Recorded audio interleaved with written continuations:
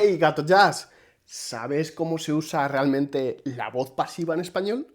En el vídeo de hoy volvemos a los temas de gramática. Seguro que este vídeo te va a ayudar bastante, sobre todo si tu lengua materna es inglés o francés, porque en inglés y en francés, en comparación con el español, se usa mucho más la voz pasiva.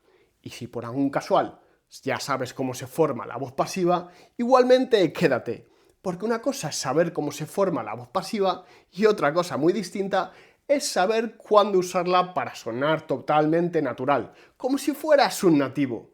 Pero tranquilo, porque ya sabes, si puedes hablar tu idioma, también puedes hablar el mío. Vamos a comenzar con pura teoría. ¿Qué es la voz pasiva? La voz pasiva es una forma de construir oraciones en la que el sujeto recibe la acción en vez de realizarla. Es decir, en lugar de decir que alguien hace algo, nos centramos en lo que le ocurre a ese alguien. Lo contrario a la voz pasiva sería la voz activa. Con ejemplos lo vas a ver mucho mejor. El alcalde firma el documento. El documento es firmado por el alcalde. ¿Ves cómo el foco de atención pasa del alcalde al documento? Pues esa es la clave para entender la voz pasiva. ¿Cómo se forma? Tan solo tienes que seguir esta estructura.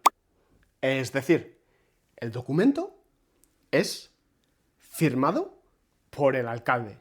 Ten en cuenta que el verbo ser se podría conjugar si queremos hablar en pasado o futuro. En tal caso sería de la siguiente manera.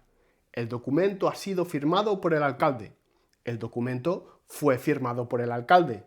El documento será firmado por el alcalde. Un pequeño detalle. No en todas las frases pasivas aparece el agente. En ocasiones es opcional. Estas frases serían lo mismo si le quitáramos por el alcalde. Unas veces el agente se omite porque no se conoce, como en la bicicleta fue robada. Otras porque no es importante, como en el fallo técnico ha sido reparado. Y otras porque se quiere evitar responsabilizar o culpabilizar a alguien, como en se cometieron errores. Hasta aquí la teoría básica. Pero ahora vamos a ver cuándo usar de verdad la voz pasiva. Porque seamos realistas, en una conversación real yo jamás usaría una frase como el documento es firmado por el alcalde. Suena súper raro.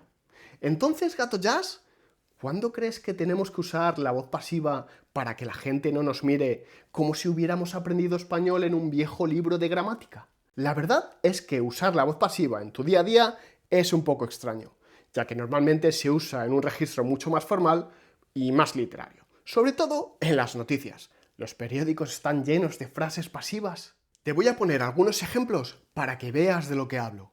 Las joyas han sido recuperadas por la policía. El paciente fue evaluado por 3 especialistas distintos. El error fue corregido durante la revisión.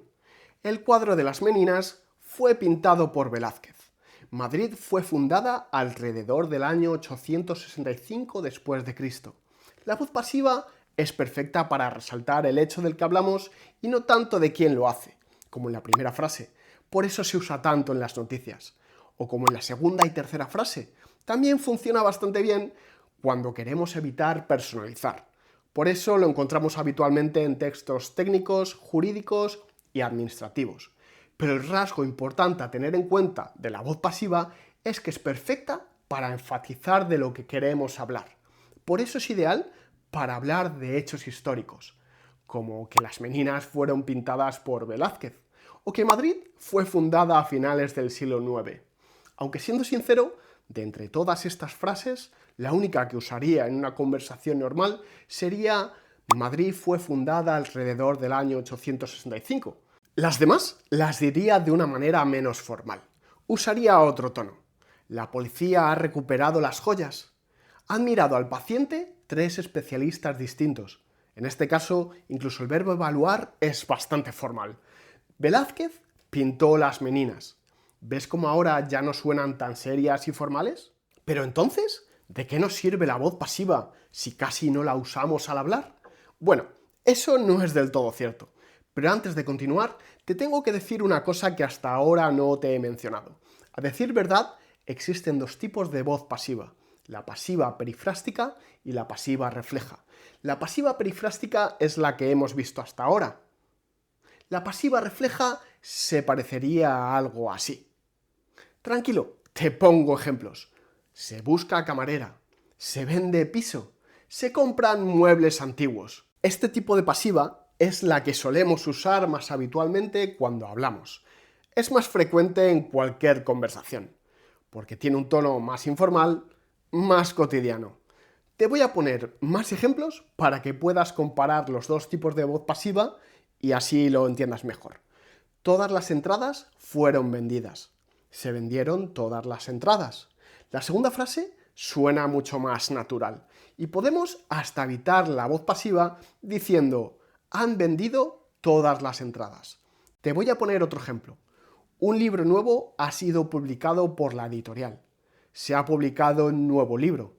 La editorial ha publicado un nuevo libro. ¿Lo vas entendiendo, Gato Jazz? En líneas generales, existen dos tipos de voz pasiva. Pasiva perifrástica, más formal y menos común al hablar. Y la pasiva refleja, más ligera y un poquito más natural al hablar. Pero si quieres que te dé un consejo para sonar completamente natural cuando hables, trata de evitar la pasiva.